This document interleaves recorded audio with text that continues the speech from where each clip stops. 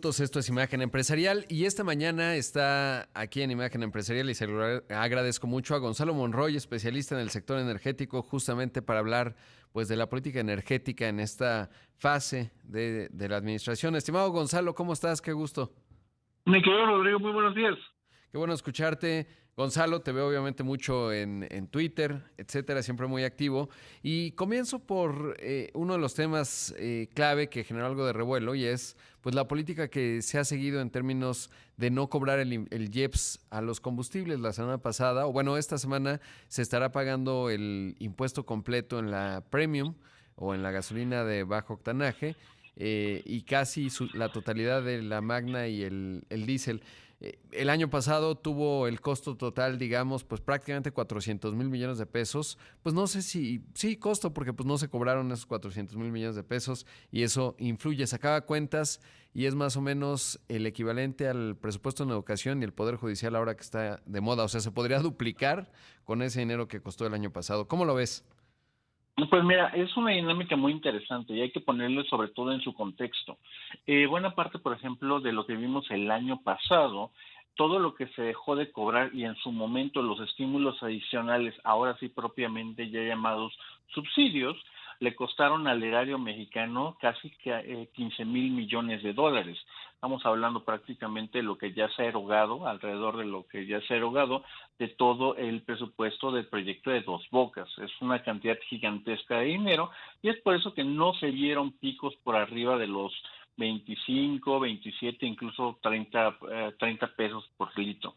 Hoy obviamente las circunstancias ya son diferentes, los precios internacionales han empezado a bajar. ¿Cuál es el resultado? Pues en combustibles, en ese caso como la gasolina premium, pues simplemente ya no hay ningún tipo de estímulo, no hay ningún tipo de subsidio y se está cobrando prácticamente el 100% de lo que indicaba en ese caso la ley. ¿Qué va a pasar? Es también muy interesante, hay que mencionarlo. Hay una característica muy importante de por qué esto sí se hace en la gasolina premium, no tanto en la gasolina magna, y tiene que ver tal cual con los números. Aproximadamente el 86% de la gasolina en México que se consume es de la gasolina magna. Por el otro lado, la gasolina premium típicamente está asociado a autos más recientes, autos de lujo, si lo queremos llamar así, autos que tiene sobre todo el sector pues obviamente más rico de este país. Obviamente ese tiene para poder pagar, no requiere prácticamente ningún subsidio y pues simplemente se le cobra lo que se le tiene que cobrar. Sin embargo, te lo puedo ir adelantando, Rodrigo, hay un fenómeno, en ese caso, sustitución muy interesante, porque estos sectores que son quizá más pudientes, lo que han hecho es dejar de consumir la gasolina premium para poder consumir todavía más de la gasolina magna y aprovechar ese subsidio. Prácticamente uno nunca sabe para quién trabaja. Claramente sí, porque pues sí, finalmente es un subsidio regresivo, ¿no? Beneficia a los que más tienen. Evidentemente, si una persona tiene 4 vehículos, pues evidentemente las finanzas públicas lo están beneficiando más que a una persona que se mueve desde el transporte público. Entonces, creo que es importante. Ahora, hablando de combustible, ¿cómo evalúas la evolución de la refinería Dos Bocas? Digamos, te he visto obviamente en las redes sociales, etcétera, pero ¿cómo la ves y sobre todo cuándo estimas que pudiera empezar a funcionar aquello? Pues mira, esa es una muy buena pregunta. Yo te diría de que el proyecto está prácticamente en el calendario que el proyecto requería. Y eso es muy importante para también atemperar algunas expectativas que no eran para nada factibles. Obviamente desde el principio, se está hablando de 2018, se sabía que no iba a estar lista en 3 años, ni tampoco por 8,000 millones de dólares. Exacto.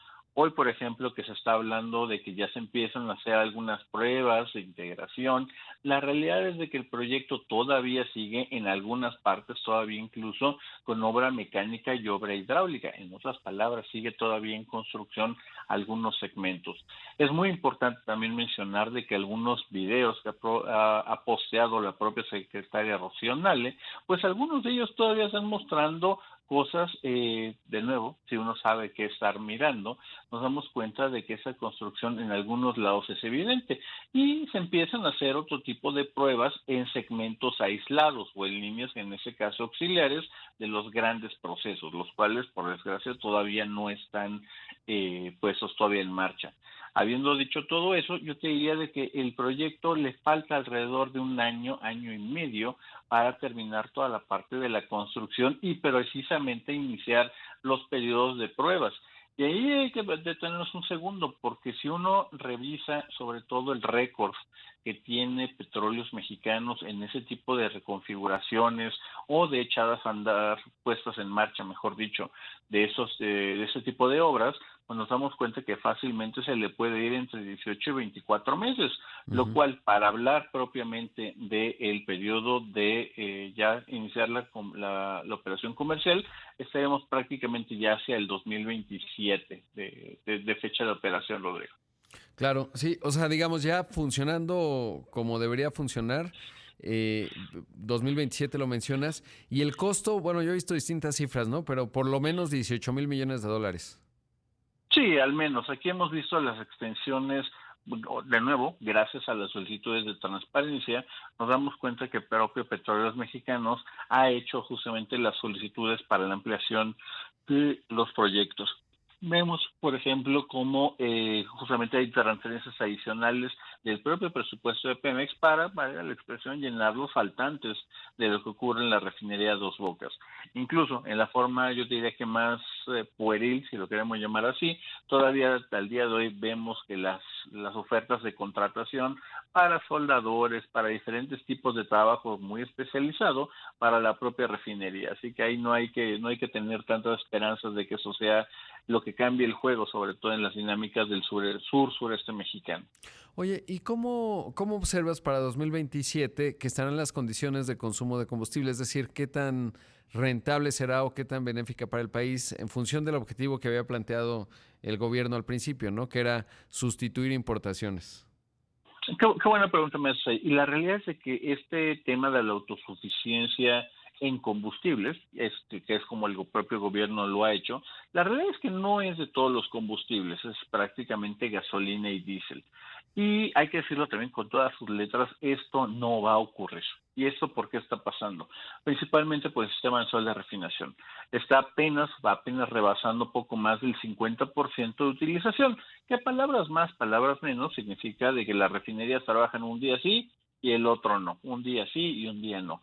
Obviamente eso no es para nada eficiente, obviamente esa es la razón por la cual Pemex, a diferencia de lo que estamos viendo en otras partes del mundo, que están teniendo las compañías petroleras ganancias récords, pues Pemex sale a veces ganando por ahí un poquito, literalmente marginal de dinero. Es un hoyo negro lo que está ocurriendo en la parte de la refinación.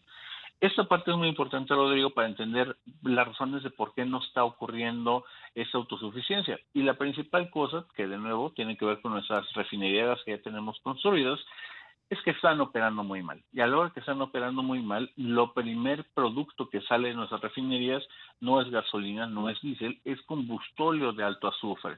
La idea, lo ideal, lo que uno pretendería, es que ese combustible tan pesado, tan de poco valor, también hay que llamarlo así, simplemente se pudiera convertir en gasolina y diésel. El problema es de que Pemex no ha lo encontrado, si lo queremos llamar las inversiones, ni tampoco la fórmula mágica para poderlo convertir, y hoy lo estamos mandando mejor como una especie de crudo degradado de exportación precisamente a los Estados Unidos.